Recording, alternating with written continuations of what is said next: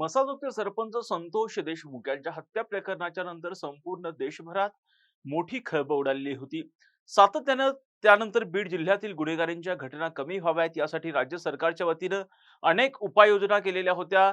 राज्य सरकारच्या वतीनं बीडच्या पोलीस अधीक्षकांची बदली सुद्धा करण्यात आलेली होती। त्याचबरोबर बीडचं पालकमंत्री पद गुन्हेगारींच्या घटना रोखण्यासाठी तत्कालीन जे उपमुख्यमंत्री होते अजित पवार यांनी देखील स्वीकारलेलं होतं। परंतु काही केल्या बीड जिल्ह्यातील गुन्हेगारी कमी व्हायचं नाव घेत नाहीये। त्याचं महत्त्वाचं कारण म्हणजे बीड जिल्ह्यात पुन्हा एकदा गुन्हेगारीने डोकं वर काढलंय। त्याचं महत्त्वाचं कारण म्हणजे संतोष देशमुख हत्या प्रकरणातील जो आरोपी आहे जयराम साठे, हा 14 महिन्याच्या नंतर काही तासांसाठी शुक्रवारी त्याला बाहेर काढण्यात आलेलं होतं। त्याच्या एक दिवस आधी याच जयराम साठे याच्या नावाचा उल्लेख करत एका तरुणावर प्राणघातक हल्ला केल्याची एक धक्कादायक घटना घडलेली आहे बीडमध्ये। नेमकं हे संपूर्ण प्रकरण काय, या घटनेमुळे पुन्हा एकदा कायदा आणि सुव्यवस्थेचा प्रश्न निर्माण झालेला आहे। पाहुयात हे संपूर्ण प्रकरण नेमकं काय आहे। नमस्कार, मी राजरत्न जोंधळे आणि तुम्ही पाहताय टॉप न्यूज मराठी। मसाजोगचे सरपंच संतोष देशमुख यांची हत्या झाल्याच्या नंतर संपूर्ण राज्यासह देशभरामध्ये मोठी खळबळ उडालेली होती। संतोष देशमुख यांच्या मारेकऱ्यांना शिक्षा व्हावी यासाठी अनेक जे लोक आहेत ते रस्त्यावरती उतरल्याचं सुद्धा पाहायला मिळालेलं होतं। या प्रकरणातील सर्व आरोपी वरती मकोका अंतर्गत कारवाई करण्यात आलेली आहे। परंतु या प्रकरणातील जो एक आरोपी आहे जयराम साठे, त्याच्या भावाच्या निधन झालेलं होतं आणि त्यासाठी धार्मिक विधीसाठी त्याला जी आहे न्यायालयाने परवानगी दिलेली होती आणि त्याच अनुषंगाने तो 14 महिन्याच्या नंतर जो आहे न्यायालयाच्या परवानगीनं तुरुंगाच्या बाहेर आलेला होता। आणि हाच जो जयराम साठे आहे तो मूळचा ज्या गावातील आहे ते केज तालुक्यातील तांबवा गाव, जो की ज्या गावचा जयराम साठे रहिवासी आहे त्याच गावामध्ये एक धक्कादायक घटना घडलेली आहे।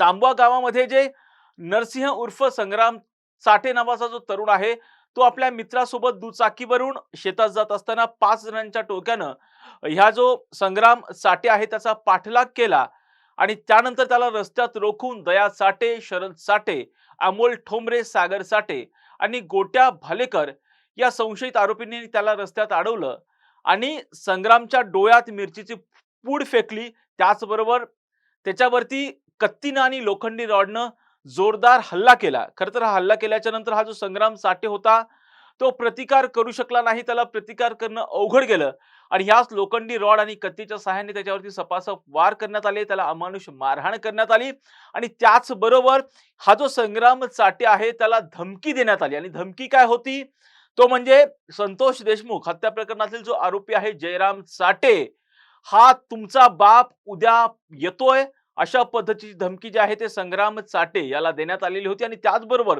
संतोष देशमुख हत्या प्रकरणातील जो आरोपी आहे जो अद्यापही फरार आहे, त्याला पोलीस शोधतायत परंतु तो पोलिसांना सापडत नाही, त्याचा सुद्धा उल्लेख यावेळी ज्यावेळी संग्राम साठे याला या 5 आरोपींकडून मारहाण करण्यात येत होती त्यावेळेस करण्यात आलेला आहे। आमचा किंग पॅटर्न कृष्ण आंधळे 13-13 तुला दाखवतोय, अशा पद्धतीची धमकी सुद्धा ह्या जो आहे संग्राम साठे याला देण्यात आलेली होती। त्याचबरोबर हा जो जयराम साठे आहे उद्या परत येतोय, तुमचा बाप जयराम साठे उद्या परत येतोय, त्याचबरोबर आमचा किंग पॅटर्न कृष्ण आंधळे 13-13 तुला दाखवतोय, असं म्हणत जे आहे ते संग्राम साठे याला 5 जणांनी जे आहे मारहाण केली।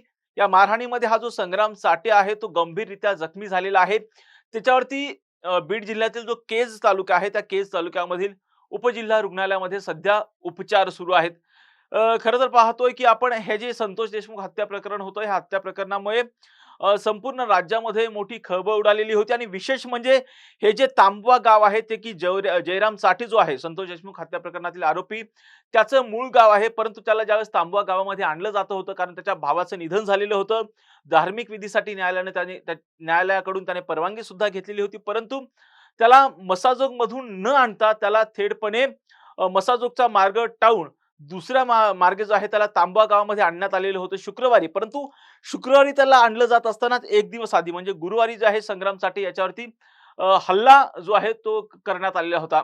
खरं तर हा हल्ला झाल्याच्या नंतर परत एकदा बीडमध्ये कायदा आहे की नाही, बीडमध्ये कायद्याचं राज्य आहे की नाही, अशा पद्धतीचे प्रश्न सुद्धा आता उपस्थित होत आहेत। या प्रकरणामध्ये हा जो संग्राम साठे या तरुणावर जो प्राणघातक हल्ला झालेला आहे, या हल्ल्या मधले जे 5 आरोपी आहेत त्यांच्यावरती जे आहेत हत्येच्या प्रयत्नाचा गुन्हा जो आहे तो केजच्या पोलीस ठाण्यामध्ये दाखल करण्यात आलेला आहे. या प्रकरणामधले हल्लेखोरांचे जे संबंध आहेत, या हल्लेखोरांचा संतोष देशमुख हत्याकांडातील जे आरोपी आहे त्याच्याशी नेमका काय संबंध आहे? म्हणजे या संतोष देशमुख हत्याकांडातील जो आरोपी आहे जयराम चाटे, याच्याशी खरंच या प्रकरणातील जे आरोपी आहे, जे 5 आरोपी आहेत ज्यांच्यावरती हत्येच्या प्रयत्नाचा गुन्हा दाखल केलेला आहे, त्या आरोपींचा आणि जयराम चाटे याचा खरंच काही संबंध आहे का? आणि हा जो हल्ला झालेला आहे तो पूर्ववैमनस्यातून झालाय की वर्चस्वाच्या संघर्षातून झाला, याचा सुद्धा सध्या तपास जे आहेत केस पोलीस करतायत. परंतु भर दिवसा या घडलेल्या घटनेनं खरंच बीड जिल्ह्यामध्ये पुन्हा एकदा मोठा प्रश्न निर्माण झालेला आहे. आणि त्याचबरोबर या प्रकरणाशी खरंच जो महत्वाचा संतोष देशमुख हत्या प्रकरणातील जो फरार आरोपी आहे, या फरार आरोपीचा नेमका काही संबंध आहे का?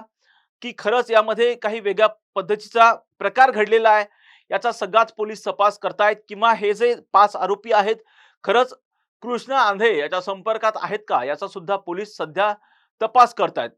परंतु दुसरी एक महत्वाची बाब म्हणजे हे जे 5ही आरोपी आहेत, त्या 5 आरोपींवरती सध्या गुन्हा दाखल झालेला आहे. 5ही आरोपी सध्या फरार आहेत. याचा जो आहे ते तपास आणि यांचा जो आहे शोध सध्या केज पोलीस घेत आहेत. खरं तर या प्रकरणामध्ये पुढे काय होतं, या आरोपींना कधी अटक होते, खरंच या आरोपींचा कृष्ण आंधळे असेल किंवा जयराम चाटे याच्याशी काय संबंध आहे, हे काय नेमकं या बाबतीमध्ये पुढे येते सगळंच पाहणं महत्त्वाचं असणार आहे. आणि या प्रत्येक घटनेचे अपडेट आम्ही टॉप न्यूज मराठीच्या माध्यमातून आपल्यापर्यंत पोहोचवणारच आहोत. यासाठीच तुम्ही पाहत राहा टॉप न्यूज मराठी, आपला महाराष्ट्र आपली बातमी.